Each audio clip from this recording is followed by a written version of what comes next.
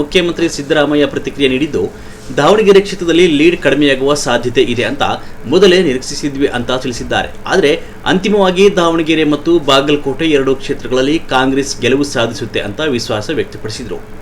ಇದೇ ವೇಳೆ ಇತರ ರಾಜ್ಯಗಳ ಫಲಿತಾಂಶಗಳ ಕುರಿತು ಮಾತನಾಡಿದ ಸಿಎಂ, ಪಶ್ಚಿಮ ಬಂಗಾಳದಲ್ಲಿ ತಮ್ಮ ಪಕ್ಷದ ಪ್ರಭಾವ ಇರಲಿಲ್ಲ ಅಂತ ಹೇಳಿದರು. ಕೇರಳದಲ್ಲಿ ನಿರೀಕ್ಷೆಗಿಂತ ಹೆಚ್ಚು ಸ್ಥಾನಗಳನ್ನು ಗೆದ್ದಿರುವುದಾಗಿ ಸಂತೋಷ ವ್ಯಕ್ತಪಡಿಸಿದರು. ತಮಿಳುನಾಡು ಹಾಗೂ ಪಶ್ಚಿಮ ಬಂಗಾಳದಲ್ಲಿ ಆಡಳಿತ ವಿರೋಧಿ ಅಲೆ ಇತ್ತು ಅಂತ ಅಭಿಪ್ರಾಯವನ್ನು ವ್ಯಕ್ತಪಡಿಸಿದ ಸಿಎಂ, ನಟ ವಿಜಯ್ ಅವರಿಗೆ ಅಭಿನಂದನೆ ತಿಳಿಸಿದರು. ಒಟ್ಟಾರೆ ಫಲಿತಾಂಶಗಳು ರಾಜಕೀಯವಾಗಿ ಮಹತ್ವದ್ದಾಗಿದ್ದು, ಮುಂದಿನ ದಿನಗಳಲ್ಲಿ ಇನ್ನಷ್ಟು ಸ್ಪಷ್ಟ ಚಿತ್ರಣ ಸಿಗಲಿದೆ ಅಂತ ಹೇಳಿದರು. ಇವತ್ತು ಕೆ.ಸಿ. ರೆಡ್ಡಿ ಅವರ ಜನ್ಮದಿನವನ್ನು ಸರ್ಕಾರ ಆಚರಣೆ ಮಾಡ್ತಾ ಇದೆ. ಹಾಗಾಗಿ ಕೆ.ಸಿ. ರೆಡ್ಡಿಯವರ ಪ್ರತಿಮೆಗೆ ಅವರು ಹೂನಾರ ಹಾಕಿ ಅವರನ್ನು ಗೌರವಿಸ್ತಕ್ಕಂಥ, ಸ್ಮರಿಸ್ತಕ್ಕಂಥ ಕೆಲಸವನ್ನು ಸರ್ಕಾರ ಮಾಡ್ತದೆ ಅಂತಕ್ಕಂಥ ಮಾತುಗಳನ್ನು ತಮಗೆ ತಿಳಿಸಲಿಕ್ಕೆ ಬಯಸ್ತೇನೆ. ಕೆ.ಸಿ. ರೆಡ್ಡಿಯವರು ಸ್ವಾತಂತ್ರ್ಯ ನಂತರ ಮೊದಲನೇ ಮುಖ್ಯಮಂತ್ರಿ ಆಗಿದ್ದಂಥವರು. ಅವರು 5 ವರ್ಷಗಳ ತುಂಬಿದ ನಂತರ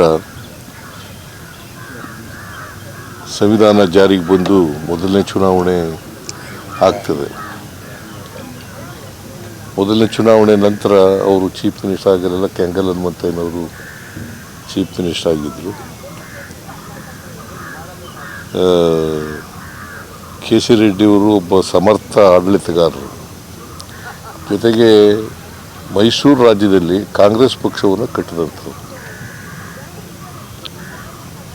ಅವರು ಕೋಲಾರ ಜಿಲ್ಲೆಯವರು. ಕಾಂಗ್ರೆಸ್ ಪಕ್ಷ ಇವತ್ತು ಇಷ್ಟೊಂದು ಕೇಂದ್ರದಲ್ಲಿ ಮತ್ತು ರಾಜ್ಯದಲ್ಲಿ ಅಧಿಕಾರ ನಡೆಸಬೇಕಾದ್ರೆ ಗುದ್ಲಿ ಪೂಜೆ ಮಾಡಿದ್ದು ವಿಧಾನಸೌಧ ಅವರು ಕಾರಣ ಅಂತಕ್ಕಂಥ ಮಾತುಗಳನ್ನು ಹೇಳಲಿಕ್ಕೆ ಬಯಸ್ತೇನೆ.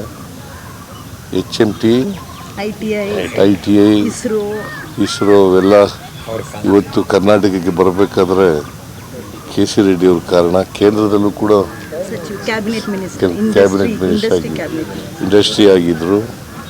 ಸೊ ಅವರನ್ನು ಇವತ್ತು ನೆನ್ಕೊಳ್ತಕ್ಕಂಥ ಅವರ ದಾರಿ ಆಡಳಿತದ ಹೆಜ್ಜೆಗಳಿದ್ದಾವಲ್ಲ, ಅವು ನಮಗೆಲ್ಲ ದಾರಿದೀಪ ಅಂತಕ್ಕಂಥ ಮಾತುಗಳನ್ನು ಒಬ್ಬ ಸಮರ್ಥ ಪ್ರಾಮಾಣಿಕ ರಾಜಕಾರಣಿಯಾಗಿದ್ದರು.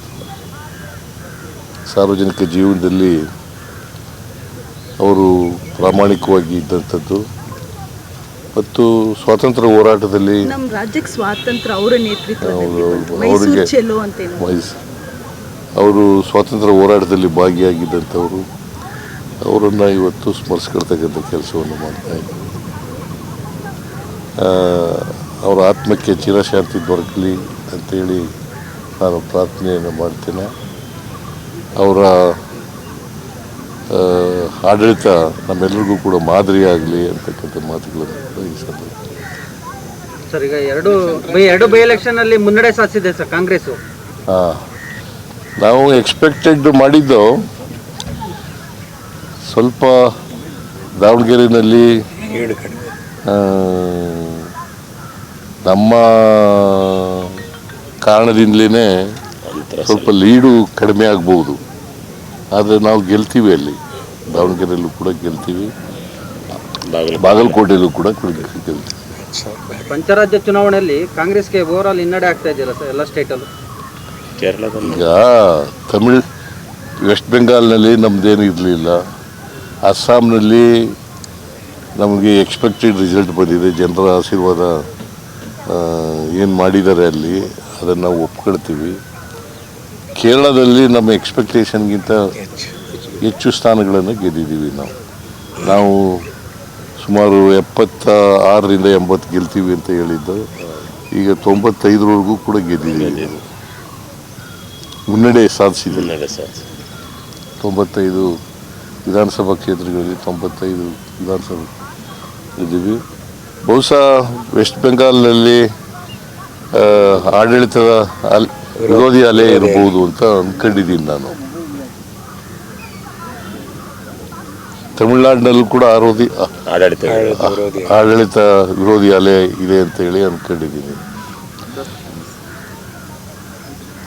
ತಮಿಳುನಾಡಲ್ಲಿ ಇನ್ನ ಸರ್ ತಮಿಳುನಾಡಲ್ಲಿ ಒಬ್ಬ ನಟ ಫಸ್ಟ್ ಟೈಮ್ ಪಾರ್ಟಿ ಕಟ್ಟಿ ಸಕ್ಸಸ್ ಆಗ್ತಾ ಇದ್ದಾರೆ. ಇನ್ನೂ ಅವ್ರಿಗೆ ಅಭಿನಂದನೆಗಳನ್ನು ಸಲ್ಲಿಸ್ತೇನೆ.